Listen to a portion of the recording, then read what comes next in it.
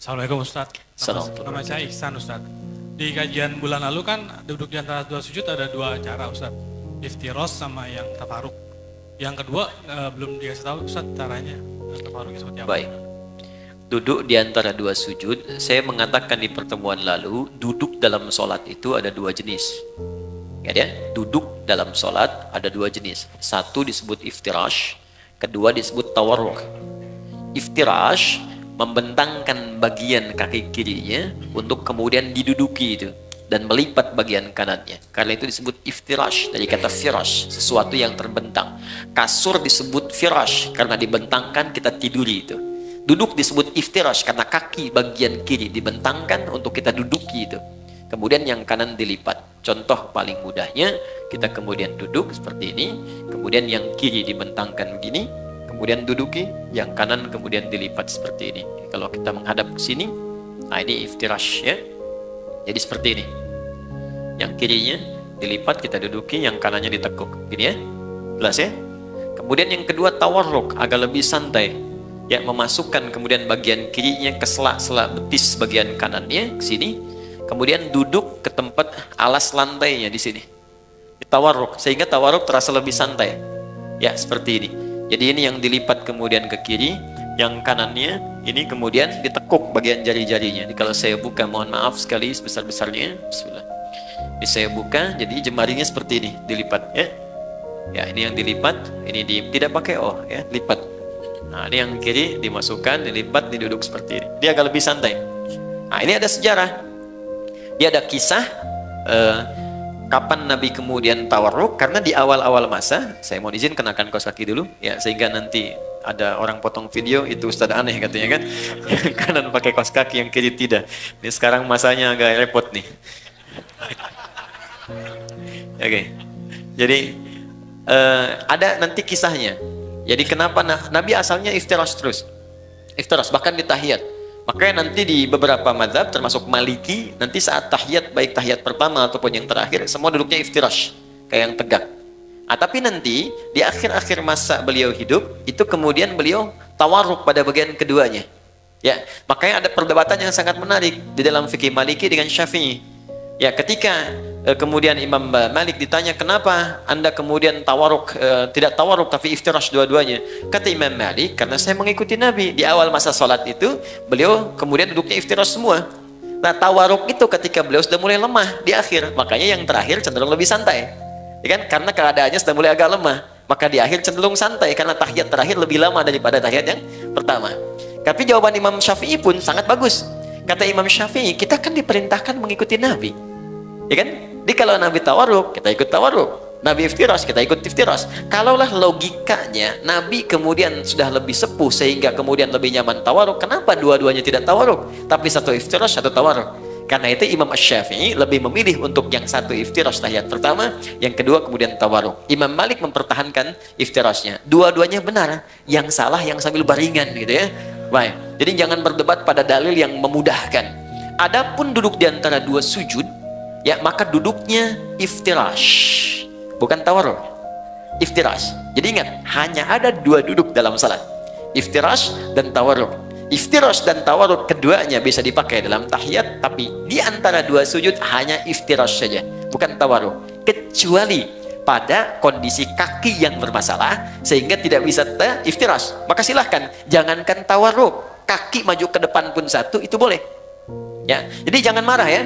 Teman-teman di Mekah misalnya kan, ada sholat tiba-tiba orang Arab kakinya begini satu saat tawarruk, ya kan? Nah, ini tandanya sedang ada masalah di kakinya. Gak sopan nih sama Allah. Bukan begitu, dia sedang ada masalah ya. Jadi silahkan, mau begini silahkan, mau gini silahkan, kalau sedang memang ada kesulitan. Ya, kaidah fikihnya apa? Ad-daruratu tubihul mahdzurat. Dalam kondisi yang darurat, maka yang terlarang menjadi dibolehkan untuk sementara. Ingat ya, larangan yang dibolehkan itu sifatnya bukan permanen, tapi sementara. Ingat, contoh, ini sering saya sampaikan. Anda pergi ke hutan, kemudian di hutan sulit menemukan makanan halal, yang ada cuma babi. Kalau tak makan itu, maka bisa melemahkan fisik, bisa wafat. Maka dalam kondisi itu boleh makan daging babi. Ya, dapatkan, sembelih, ambil, masak, makan. Tapi tidak untuk dinikmati. hanya untuk menutup lapar. Kenapa juga ya? Tidak, ya. Jadi hilangkan lapar sambil mencari yang halal. Begitu yang halal ditemukan, maka ini haram kembali mutlak. Jelas ya? Oke. Ada yang lain? Baik, bismillahirrahmanirrahim. Ya, ini ada yang sepertinya mengirimkan secari kertas. Kalau lihat dari tulisannya karena jelek nih pasti laki-laki nih. Ya. Assalamualaikum warahmatullahi wabarakatuh. Waalaikumsalam warahmatullahi wabarakatuh. Bagaimana hukumnya ketika suami saat bermasalah dengan istri sudah talak 1 langsung talak 3. Lalu suami dan istri menyesal dan ingin rujuk. Baik. 1 langsung talak 3. Iya. Ada lagi yang saking marahnya nggak talak 1 lagi. Saya talak 3 sekalian gitu kan. Baik. Nah, jadi teman-teman, saya mau katakan begini. Kita harus belajar dulu fikih munakah, fikih rumah tangga. Di dalam bahasan munakahat rumah tangga itu ada bagian talak. Talak itu asalnya bukan untuk memisahkan, tapi solusi terakhir untuk menyatukan kembali. Asalnya bukan untuk memisahkan, tapi solusi terakhir untuk menyatukan kembali. Bagian paling akhir. Quran surah kedua Al-Baqarah ayat 229. Sampai nanti panjang sekali, ya. Sampai 230, 231, sampai ke 233-nya diselang lagi, masuk 234 rumah tangga lagi. Jadi, pertama, talak ketika dikeluarkan, itu ada urutan. Urutan pertama, jika punya persoalan, jangan sampai keluar kalimat talak dulu. Kembali dulu ke Quran surah keempat An-Nisa, ayat 34 sampai 35. Fokus. Ar-rijalu qawwamuna 'alan nisa, paling kiri sebelah atas. Ar-rijalu qawwamuna 'alan nisa bima faddalallahu ba'dahum 'ala ba'din wa bima anfaqu min amwalihim fas-salihatu qanitatun hafizatun lil ghaibi bima hafizallah wallati takhafuna nushuzahunna. Perhatikan. Laki-laki pemimpin di rumah tangganya bagi istrinya. Hati-hati karena Allah berikan bekal kepadanya untuk memimpin. Di antaranya bekal mencari nafkah, bekal melindungi, bekal menyayangi, ada di situ. Jangan tertukar. Sedangkan istri yang solihah, kata Allah cirinya 2. Yang paling pokok, 1 menaati Allah dengan menaati suaminya ketika dia meminta pada yang baik. Kedua, menjaga nama baik keluarga, terlebih suami, khususnya ketika tidak sedang bersamanya. Maka jika terjadi hal, awas hati-hati, yang bisa berpotensi memecah belah kehidupan rumah tangga, menyebabkan perselisihan, maka saya berikan urutan-urutan kepada Allah. 1, fa'idhuhunna, komunikasikan dengan baik. Di situ diartikan nasihati. Sebetulnya wa'adha itu bukan sekedar memberikan nasihat, tapi cara komunikasi yang baik. Karena nasihat pun kalau disampaikan dengan cara komunikasi yang tidak baik, jadi keterimanya akan beda. Kamu ini akan nggak bisa mengerti. Itu kan sebenarnya mudah sekali. Memang gampang disampaikan, cuma nyakitin gitu. Ya, jadi kalaupun Anda ingin memberikan nasihat, kata Allah, saling menasihati, maka lakukan dengan komunikasi yang baik, yang bagus di situ. Ya, kalau nggak ketemu, wahjuruhunna fil madhaji'. Coba saling merenung dulu. Pisahkan dulu tempat tidurnya. Merenungkan dulu. Kenapa saya menikah dulu? Apa visi yang dibawa saat akan menikah dulu? Apa harapan-harapan yang dibangun? Kenapa Allah saya pertemukan dengan si fulan? Kenapa dengan si fulan? Renungkan sampai di situ.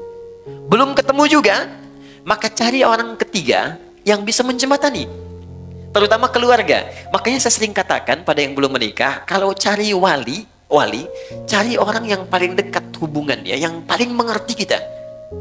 Makanya kenapa harus ayah? Karena nanti dari 3 tanggung jawab ayah, itu 2 diberikan pada suami yang telah akad selesai, yang 1 tetap jadi tanggung jawab orang tua, khususnya ayah. Yang 2 itu apa? 1 pemberian nafkah. Begitu saya terima nikahnya, ya, si fulana binti fulan, sekian, dibayar tunai, itu kewajiban memberi nafkah pindah kepada suaminya. Kedua, pemberian kasih sayang dan perhatian, perawatan. Ya, perawatan, yang merawat, kemudian menyayangi. Makanya nanti ada ayat-ayat, jangan sakiti pasanganmu, bapaknya tak pernah melukainya, ibunya tak pernah membentaknya, ayahnya tak pernah memukulnya. Masa kamu yang dipercaya bukan pada laki-laki lain kemudian harus menyakitinya? Turun Quran surah keempat ayat 19. Bahkan kalimat iman dilekatkan di situ. Kalau kamu ada persoalan, jangan cepat marah, kata Allah. Boleh jadi di balik masalah itu saya kirimkan hikmah yang besar supaya kamu belajar lebih baik. Kemudian yang ketiga, untuk memberikan perhatian. Perhatian. Nah, ini yang ketiga, orang tua masih punya. Makanya nanti ketika ada persoalan di rumah tangga, Itu yang jadi wali terlibat memperhatikan. Dan boleh jadikan untuk konsultasi, tanya. Aku ada persoalan, begini masalahnya. Boleh tanya. Ya, karena itu bahasa Qur'annya. Perhatikan. Fa in khiftum shiqaqa bainihima fab'athu hakaman min ahli wa hakaman min ahliya. Jika Anda khawatir rumah tangga sulit dipertahankan, kemudian berat persoalannya, gak bisa diselesaikan sendiri, maka cari orang bijak di antara keluarga untuk menengahi. Bicara. Ngobrol. Kalau nggak ketemu juga, maka jalan yang paling tinggi terakhirnya adalah talak itu keluar. Ya. Tapi talak yang paling menarik, wal mutallaqatu yatarabbasna bi anfusihinna thalathata quru. Kata Allah, perempuan-perempuan yang ditalak itu, juga laki-laki yang menalaknya, setelah talak dikeluarkan itu, hendaklah dia menunggu 3 kali masa suci. Ketika saat suci dia ditalak, tunggu 3 kali. Tunggu itu bukan nunggu pisah. Banyak orang salah paham di sini. Bukan nungguin pisah. Kapan 3 kali suci datang? Kapan datang? Bukan. Tapi itu bagian terakhir. Ini di 3 kali ini masih ada nggak rasa cinta? Ada perhatian. Apalagi lihat anak. Ada nggak untuk mengoreksi diri? Jangan-jangan kesalahannya bukan pada pasangan, pada pribadinya. Ada nggak kemampuan untuk melihat itu? Dilihat. Makanya yang pertama ini disebut raj'i. Raj'i itu rujuk. Rujuk itu kembali. Ditalak ini dijadikan solusi oleh Allah untuk mengembalikan. Mungkin dalam 3 kali masa suci ini masih berpikir untuk bisa kembali. Ini jangan diputuskan selesai, bukan begitu. Makanya 3 kali nih. 1 kali suci, tunggu. 2 kali suci, merenung lagi. Mungkin mau tapi ada syarat. Istri menuliskan syaratnya kepada suami. Kalau mau kembali, begini. Suami juga begini. Dudukan, ngobrol dengan keluarga. Kalau ketemu, kadang-kadang di pertengahan, ada yang sudah kangen lagi. Ada yang ingat lagi. Tiba-tiba malamnya sama-sama lagi. Padahal belum 3 kali suci. Sekali suci udah bareng-bareng lagi. Maka itu nggak perlu akad lagi. Sudah otomatis nyambung lagi. Jadi sekali, 2 kali. Kalau 3 kali kemudian tidak keluar itu, ya tidak keluar iswahnya, tidak ada nyambungnya, maka jatuhlah talak 1 di situ. Jelas? Kemudian pengen dikoreksi, pengen balik lagi. Ya, kemudian nyatu lagi, akad kembali, menyatu di situ. Kalau tidak diakadkan kembali, maka si perempuan berhak menikah dengan orang lain. Jelas ya? Nah, kalau kemudian menyatu lagi, ada masalah lagi, talak yang kedua baru jatuh. Jadi nggak ujuk-ujuk 3. 1 selesai, nyambung lagi. Talak lagi, masuk yang kedua. Itu pun masih ada koreksi sampai 3 kali lagi. Panjang sekali. Nah, kalau kemudian pada yang kedua ini sadar, nyambung lagi. Ternyata ada masalah lagi sampai yang ketiga puncaknya. 3 kali masalah sudah melewati 6 kali suci. Masa nggak selesai-selesai? Maka Allah kasih pelajaran. Kalau keluar yang ketiga ini, pada yang kedua nih. Pada yang kedua, kalau kamu sampai keluar talak yang ketiga lagi, kamu nggak bisa langsung nyatu kembali, kecuali dua-duanya harus menikah dulu dengan yang lain dulu sebelum menyambung kembali, supaya tidak terjadi talak lagi yang ketiga. Tapi kalau memang nggak bisa disatukan, dan memang ada hikmah, mungkin sampai di sini rumah tangganya, mungkin sampai di sini kelengkapannya, sudah, maka di situ kemudian berlaku talak yang ketiga. Jadi nggak ujuk-ujuk kemudian langsung 3, tidak.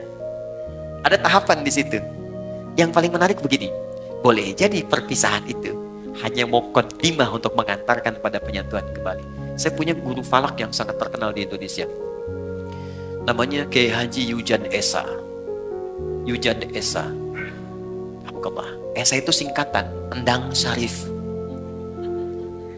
Kiai Haji Yujan, orang Garut ini. Wah, ini Masya Allah, lebih cepat dari kalkulator.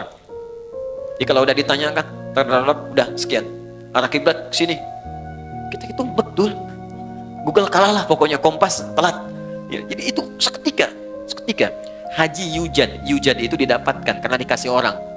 Bahasa Arabnya Yujan. Wajada yajidu Yujan, dikasih orang. Haji Yujan.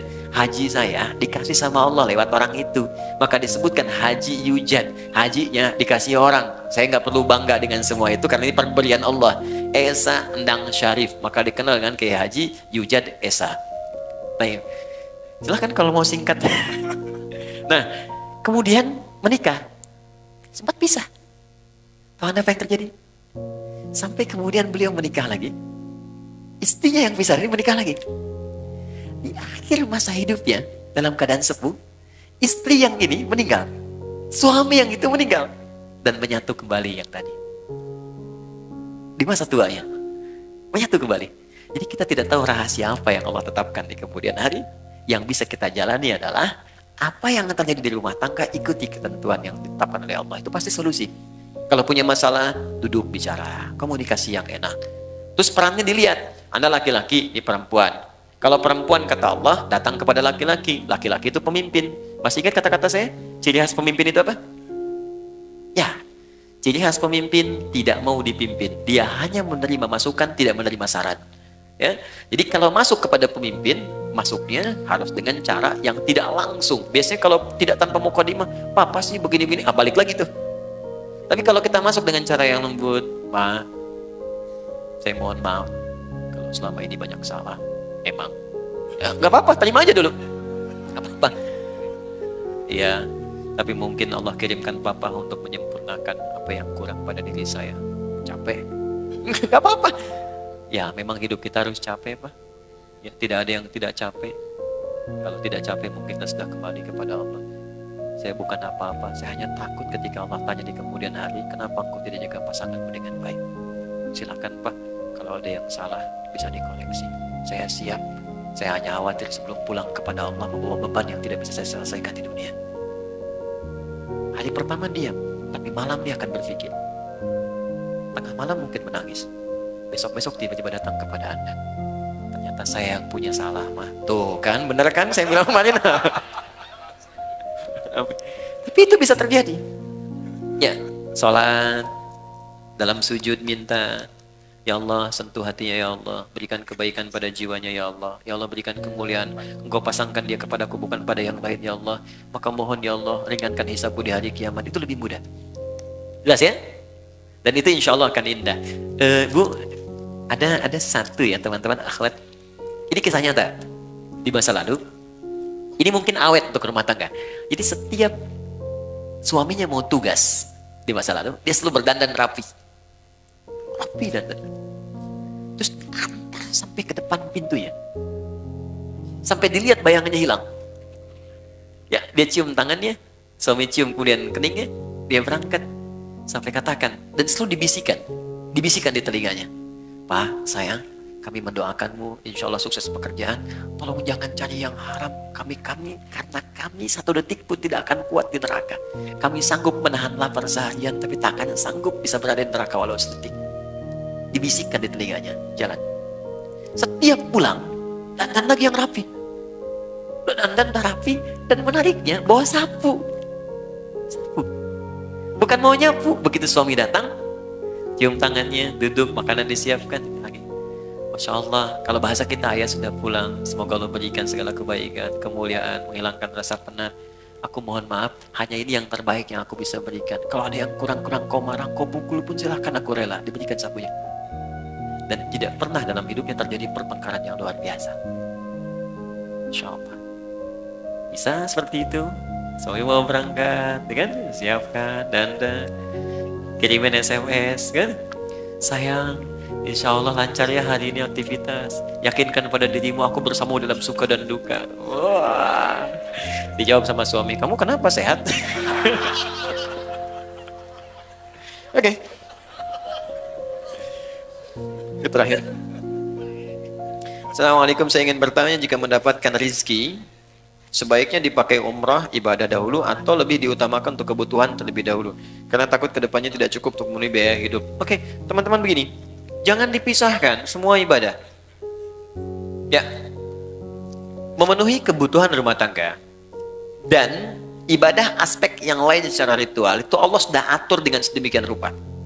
Contoh, Anda bekerja, dapat rezeki berupa harta benda tertentu dengan jumlah tertentu. Apa yang pertama kali harus dilakukan dengan harta ini? Turun Quran surah keempat ayat 34. Paling kiri sebelah atas. Infakkan dulu untuk keluarga.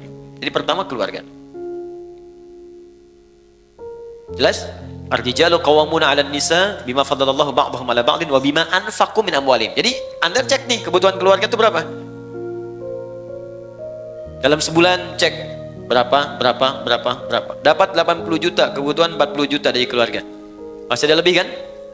Makanya kelebihan ini sudah Allah ukur. Allah tetapkan nisab namanya. Jadi ada nisab di situ. Setiap ada 85 gram emas dengan nominal sekian, emas itu akan terus naik kan? Sesuai dengan masanya. Masa Nabi mungkin kurang dari 1 juta, naik lagi. Sekarang 1 gram udah 700.000. Ya kan? Baik, jadi ini kurang lebih sudah 60 juta ke atas. Maka ketika Anda mendapatkan ini, kata Allah, ini pun silahkan keluarkan zakatnya dulu. Baru keluar zakat. Zakat pun keluar setelah melewati batas ini. Ya, 85 pas ke atas keluar zakat. Bahkan ada pendapat di ulama pun, jika zakat ini pun, awas hati-hati, bisa berpengaruh terhadap kebutuhan keluarga yang memang dibutuhkan nilainya segitu, maka ini belum dikeluarkan. Ada pendapat demikian. Jadi ketika kebutuhan keluarga 75 juta misalnya, dibutuhkan betul. Ya, mohon maaf. Kemudian dapatnya 60 juta, ini sudah masuk kategori nisab. Hanya nisab ini pun keluar zakat, itu ditunda setahun. Kalau bertahan, lebihnya ada, kan? Baru kemudian keluar. Ya, ada yang menyebutkan haul di sini. Karena itu, jika kemudian ini masih belum mencukupi, maka ini tidak keluar. Tutupi dulu ini. Di Anda bayangkan, zakat saja yang sifatnya wajib keluar ketika nisab muncul, itu bisa ditunda atau tidak keluar ketika kebutuhan keluarga belum tersalurkan. Kalau sifatnya betul-betul mendesak. Tapi kalau sifatnya asumsi, nih kebutuhan kita misalnya 60 juta nih dalam sebulan. Saya dapat 75 juta, ya, atau saya dapat 60 juta pas. Tapi masih asumsi, belum jelas ini. Maka rumus cepatnya keluarkan zakat lebih baik. Karena rumusnya ketika Anda keluarkan, Allah berikan 10 kali lipat. 10 kali lipat dari yang dikeluarkan. 10 kali lipat ini jangan dihitung dari uangnya, dari nilainya. Boleh jadi dijaga yang nilai 60 juta ini supaya dia berkurang. Sakit tidak ada. Kebutuhan ini tiba-tiba dibelikan oleh orang lain. Ini yang menjadi gratis. Anak-anak dapat beasiswa. Akhirnya yang 60 juta tinggal 30 juta. Anda masih nyimpan 25 juta. Udah sampai sini? Oke, nah sekarang kita kembalikan ke umrah. Ustaz, saya dapat rezeki nih. Saya pilih mana? Umrah atau saya penuhi kebutuhan keluarga dulu? Kalau memang ada kebutuhan keluarga yang sangat mendesak yang harus dipenuhi, maka ini yang didahulukan. Ini kemudian diakhirkan. Caranya, simpankan untuk tabungan. Nabung, tapi niatkan betul. Tuliskan tabungannya, cadangannya umrah. Jangan diganggu untuk apapun. Bisa, saya dapat rezeki 55 juta. Kebutuhan keluarga 45 juta. Ini harus saya dahulukan. Masih sisa 55 juta. Maka Anda simpan, misalnya 10 juta untuk umrah, 5 juta untuk cadangan ke sini. Jelas? Simpan. Dapat lagi, simpan. Dapat lagi, simpan. Sampai terpenuhi, baru berangkat. Kalau sudah dapat 30 juta ini niatnya untuk umrah, berangkatkan umrah. Ya. Tapi kalau cuma asumsi, takut ada kebutuhan, takut tidak, dahulukan ibadah. Dahulukan. Untuk haji, kalau sudah ada untuk haji, berangkat haji. Nanti begitu Anda pulang, Allah akan kirimkan rezeki yang baru, yang bisa memenuhi apa yang Anda butuhkan. Insya Allah. Jelas? Ada Baik. lagi? Ada Ustaz, masih. Baik. Saya angkat tangan. Sebentar dulu ya, kasihan Pak ya, yang Baik, ibu-ibu nih ya. Wah, ini menarik nih. Untuk perempuan, ya, pakaian yang terbaik untuk sholat di rumah itu seperti apa Ustadz? Quran Apakah surah harus ke-7? Baik. harus berpakaian terbaik atau kita boleh pakai pakaian yang sedang kita kenakan, misalnya daster kemudian ditutupin oleh mukena? Ya. Bukan kita, mungkin Anda ya. Saya nggak Oh iya, Anda bukan saya. Kok kita? Kena gue ya. Biasa, it's happening sometimes. Oke. Quran surah ke-7 ayat 31, lihat di ujung ayatnya ya. Dari ayat 26 sebetulnya, 26, 27, 28, 29 sampai ke 31-nya. Di ayat yang terakhir dilarang untuk israf, berlebihan. Ya, wala tusrifu innallaha la yuhibbul musrifin. Kalau Anda tarik ke 26, 27 terutamanya, kemudian 28, 29 sampai ke ayat tadi yang saya sampaikan berhubungan dengan masjid. Pertama Allah katakan khudzu zinatakum 'inda kulli masjid. Ketika ada panggilan dari masjid, kenakan pakaian terindahmu. Indah. Indah itu ukurannya pasti sudah kita pahami lah. Ya, ada ukuran moral di situ. Ukuran etika. Ya, ibu kondangan pakai daster gitu, indah tidak? Dengan misal ya. Tapi kalau kita tutup dengan yang lain, tutup ya dan nampak indah, nampak rapi, nah itu nggak apa-apa, nggak jadi masalah. Yang penting ada penutup dengan baik, rapi, tampil baik. Misal tadi tutup mukena kan, tutup mukenanya rapi, mukena baik, nggak ada masalah. Silakan saja. Sama aja Anda dengan pakai daster, tutup lagi misalnya pakai abaya, pakai macam-macam, berangkat kemudian ke kondangan dan seterusnya. Sepanjang yang bagian dalamnya tertutupi dengan baik. Ya, jadi tutup tampilan luarnya yang rapi, yang bagus. Tapi ada yang sangat menarik.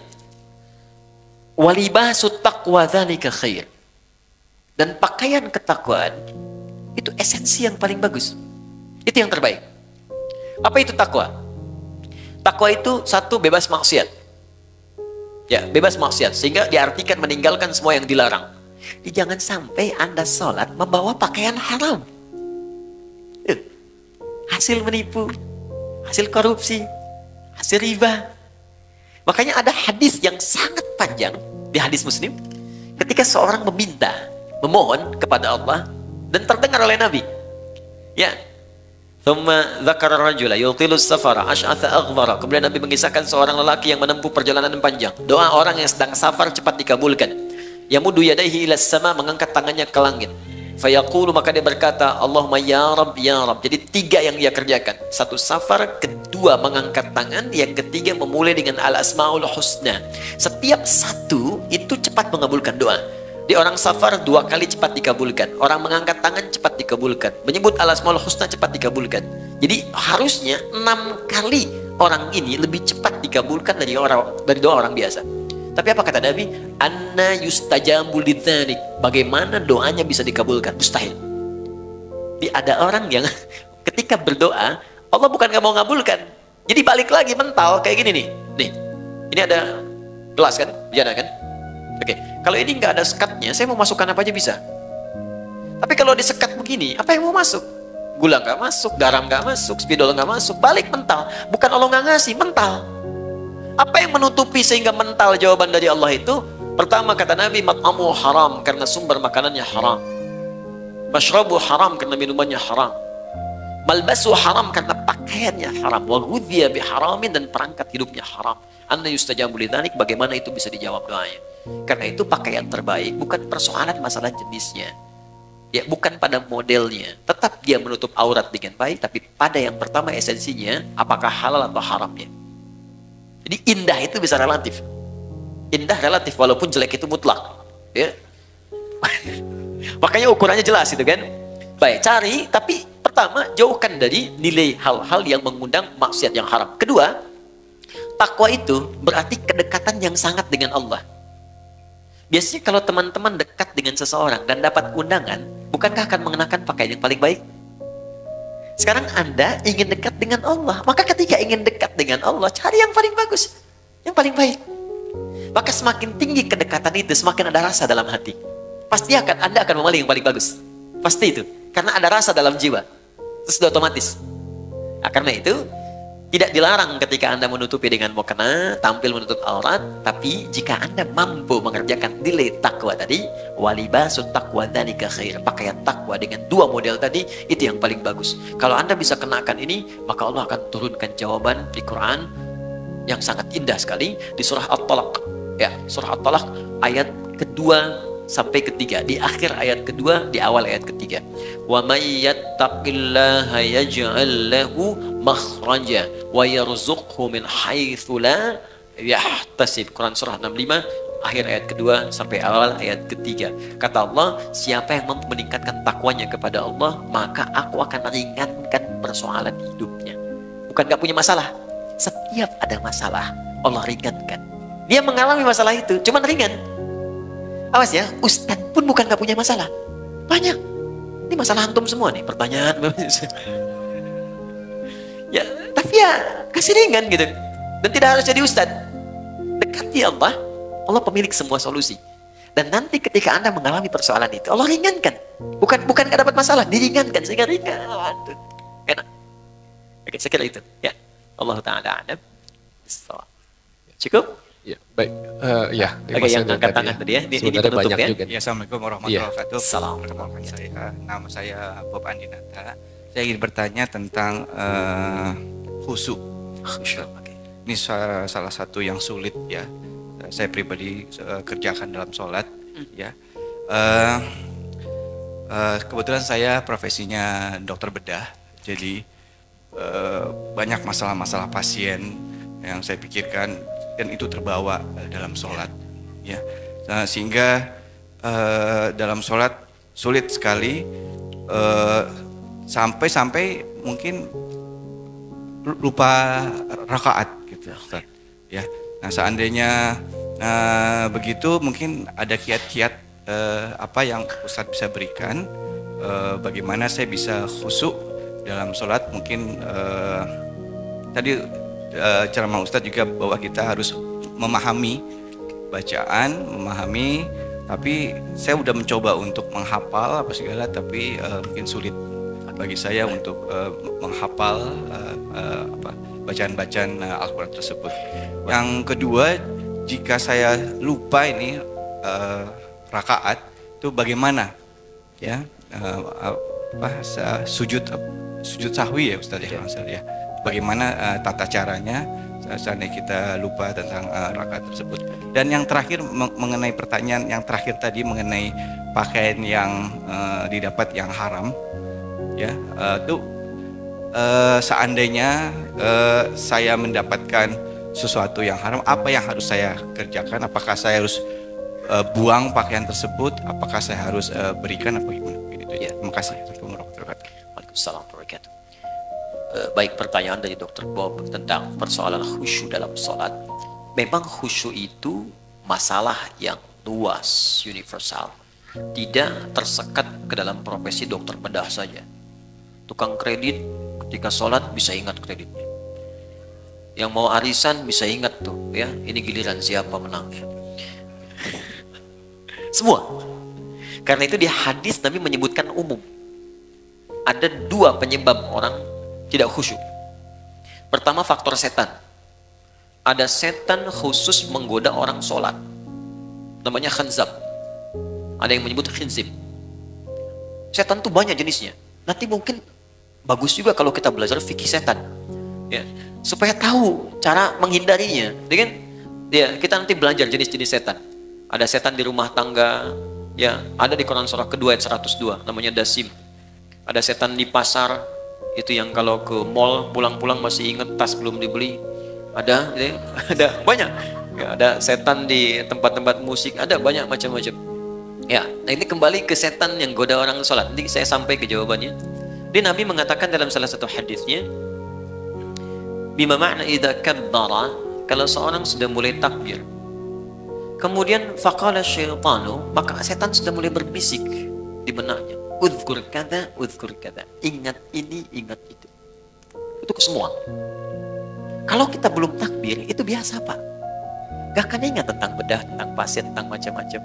Tapi ketika Anda mulai takbir, Allahu Akbar, mulai ingat. Gunting tadi letaknya di mana? Ini ada yang belum dibedah, ini ada yang tidak. Lucu semua. Berarti normal. Normal. Karena setannya betul menggoda. Ya, datang tuh. Baik. Hatta la yash'urul musalli kam raka'atan yusalli. Sampai-sampai ada orang sholat yang tidak ingat berapa rakaat sedang ia kerjakan itu. Berarti benar kan hadis Nabi-nya? Dan kita semua umumnya hampir mengalami itu. Maka apa solusinya? Maka yang pertama sebelum sholat, diminta kita untuk berlindung kepada Allah. Berniat dengan benar. Innamal a'malu binniyat. Semua amal bergantung pada niatnya. Maka kalau kita khawatir was-was, fasta'iz billah. Minta perlindungan kepada Allah dari godaan setan. Boleh ta'awudz. A'udzubillahi minasyaitonirrajim. Ada yang baca An-Nas. Ya, qul a'udzu birabbin nas. Minta kepada Allah perlindungan. Itu boleh dilakukan. Ini bagian pertama. Dan ulama di sini gak ada persoalan memohon kepada Allah perlindungan sebelum sholat, karena sholat dibuka dengan takbir secara bacaan, kemudian ditanamkan dengan niat. Yang kedua, ini yang paling penting, Quran surah ke 2 Al-Baqarah ayat 45 sampai 46. Sebelum sholat dibuat persiapan yang matang untuk sholat. Ya, kata Allah di ayat 46-nya, alladzina yadhunnuna annahum mulaqu rabbihim wa annahum ilaihi raji'un. Di ayat 45, khusyuk itu nggak mudah. Wa innaha lakabiratun. Salat itu nggak mudah. Illa alal khasyin, kecuali bagi orang khusyuk. Siapa orang khusyuk ini? Ternyata khusyuk dimulai sebelum sholat, bukan saat sedang sholat. Di ada tahapan khusyuk dimulai sebelum sholat. Apa persiapannya? Tadi, yadhunnuna annahum mulaqu rabbihim. Satu, orang khusyuk itu orang yang merasakan dalam jiwanya akan menghadap kepada Allah. Karena itu ketika akan menghadap kepada Allah, kata Allah, kenakan pakaian yang bagus. Kamu dapat undangan dari orang lain, pakaian bagus. Dapat undangan dari Sang Pencipta, kenapa pakaian biasa-biasa? Makanya pakaian itu cenderung juga mengondisikan kita untuk bisa nyaman dalam sholat. Silahkan cek, pakai kaos oblong, ya dengan pakai baju koko, sama-sama sah menutup aurat. Tapi rasanya lain kan? Ya kan? Oke, kemudian yang paling menarik di ujungnya wa annahum ilaihi raji'un. Tenang sebentar.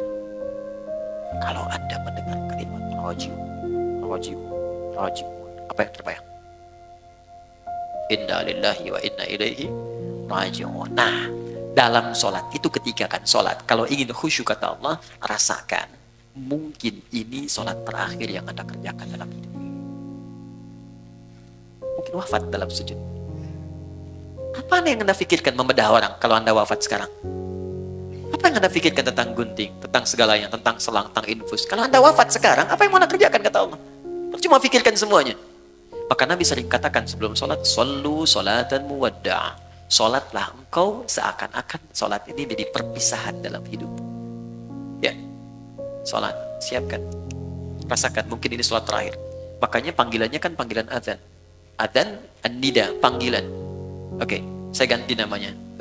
Andi, ada namanya di sini? Tidak ada. Baik, kalau tidak ada, oh ada. Baik, kalau ada saya ganti dulu. Asep, ada? Ada. Pasti nggak ada. Suneo, nggak ada kan? Pasti nggak ada. Suneo dipanggil Allah. Apa artinya? Kita dipanggil tiap hari. Adi dipanggil Allah, Bob dipanggil Allah, Hasan panggil Allah, Andi panggil Allah, Allahu Akbar dipanggil kan? Mungkin sholat itu panggilan terakhir dalam hidup kita.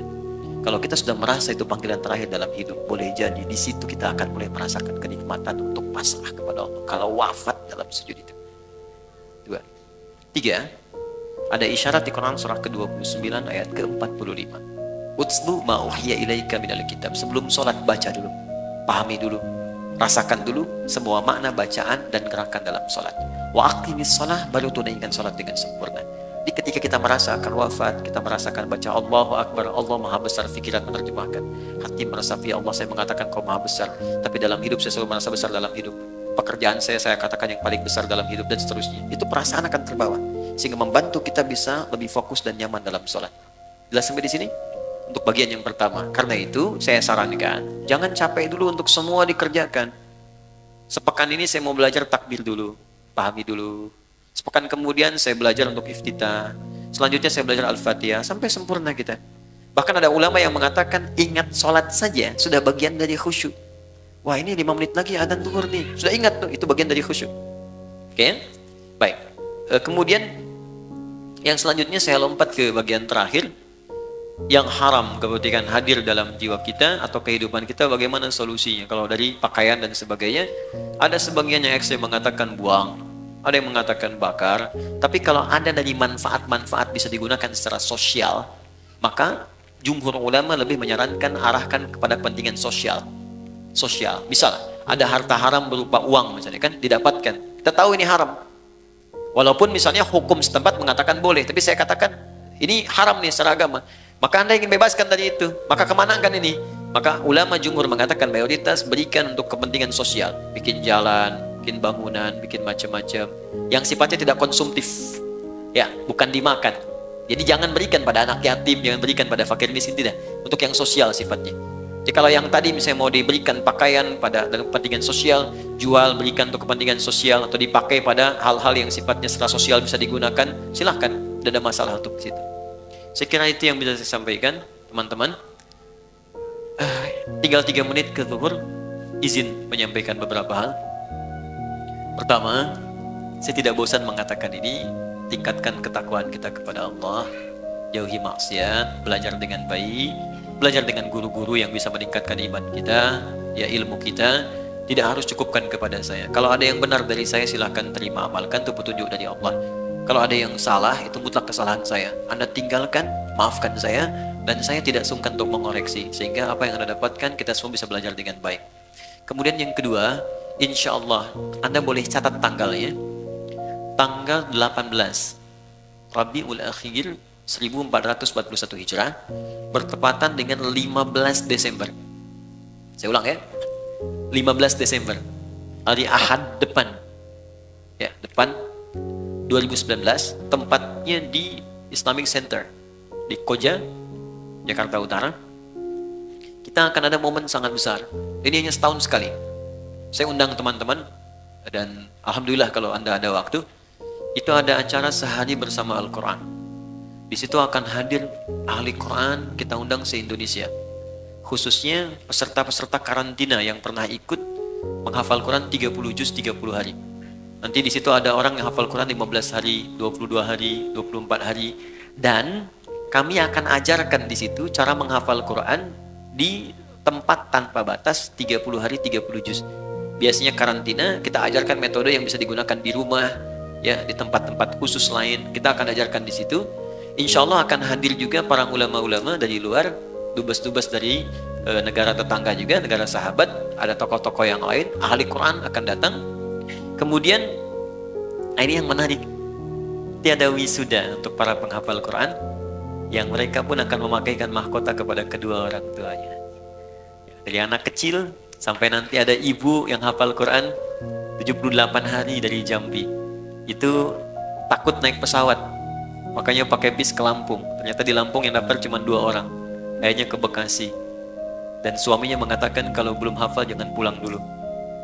Ya, sampai hafal selesai, khusus untuk ibu itu nanti yang pakaikan mahkotanya suaminya, insya Allah. Dan nanti biasa ketemu dengan ahli-ahli Quran, keluarganya bagaimana. Ada anak kecil, saya belum buka sampai sekarang. Saya gak mau anak itu diekspos terlalu jauh sehingga kehilangan Qurannya. Ini anak bu, ini hebat bimbingan ibunya. Kita sekarang matangkan di Bekasi, dia ikut kelas dengan saya. Itu dia hafal Quran dengan nomornya, posisinya, temanya, ya, sampai juga automatically Quran gitu, cepat sekali. Nanti saya tampilkan, saya kenalkan waktu tanggal 15 Desember nanti. Jamnya dari jam 8 pagi sampai menjelang zuhur setengah 12. Jadi untuk sesi ta'limnya yang saya sampaikan jam 8 sampai sekitar jam 9 setengah 10. Jam 10-nya masuk nanti sesi untuk ada takrim, wisuda, ada juga nanti ulama-ulama yang lain untuk hadir.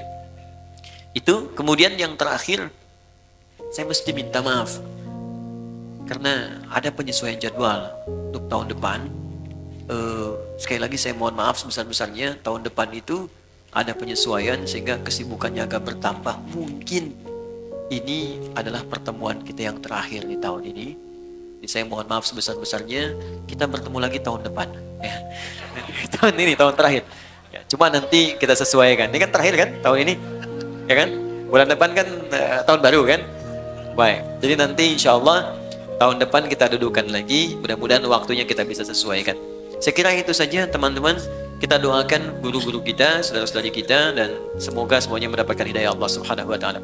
Kita akhiri dengan doa kifaratul majlis. Saya salat zuhur di sini nanti karena waktunya sudah tiba, dan mohon izin langsung pamit. Subhanakallahumma wa bihamdika asyhadu an la ilaha illa anta astaghfiruka wa atubu ilaik. Allahumma taqabbal minna innaka antas samiul alim wa tub alaina innaka antat tawwabur rahim. Rabbana atina fid dunya hasanah fil akhirati hasanah wa qina adzabannar wa akhiru da'wana alhamdulillahi rabbil alamin. Assalamualaikum